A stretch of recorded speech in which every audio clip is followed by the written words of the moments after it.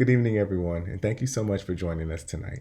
My name is Devary, and my project examines the multifaceted effects of harassment and assault experienced by frontline workers at the Bay Area Rapid Transit, or BART, including station agents, train operators, and system service workers. It also evaluates the policies currently in place to prevent and respond to these incidents.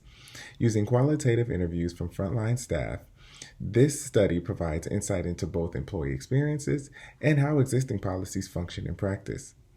To guide this analysis, the study focuses on two key questions. First, to what extent do incidents of harassment or assault by passengers or the public affect the well-being and job performance of frontline BART employees? And second, does the current harassment and assault policy meet its intended goals from the perspective of frontline workers? And what specific revisions do they propose to improve its effectiveness? Currently, there are two main policy frameworks that address incidents of harassment and assault: the Customer Code of Conduct and the Violence in the Workplace Supervisor's Guide, which provides step-by-step procedures for reporting such incidents. The findings reveal significant gaps between policy and practice. Participants reported that existing measures fall short of their intended goals. Furthermore, most employees lack awareness or understanding of the complete official procedures, indicating clear issues with communication and training.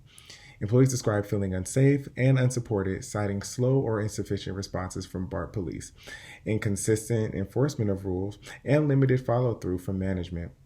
There is a heightened feeling of anxiety, stress, and a constant sense of being on edge while at work, which contribute to decreased focus, emotional fatigue, and in some cases, a reluctance to fully engage with passengers, ultimately affecting service quality.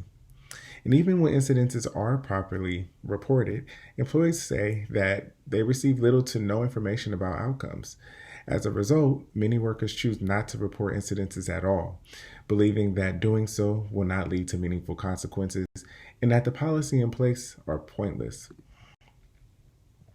Overall, the findings show that while policies do exist, their impact depends heavily on how consistently they are communicated and enforced.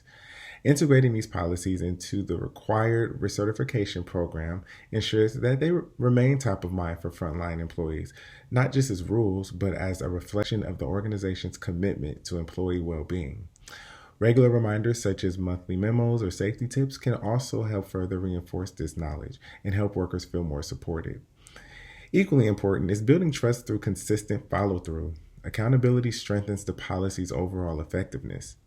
And finally, increasing visible authority across stations and trains with BART police presence is important.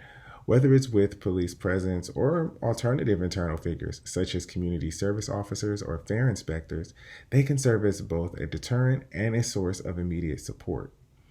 Together, these recommendations help move beyond policy on paper and toward a culture of safety, visibility, and trust where frontline workers feel valued and are not left to face challenges of harassment and assault alone. Thank you.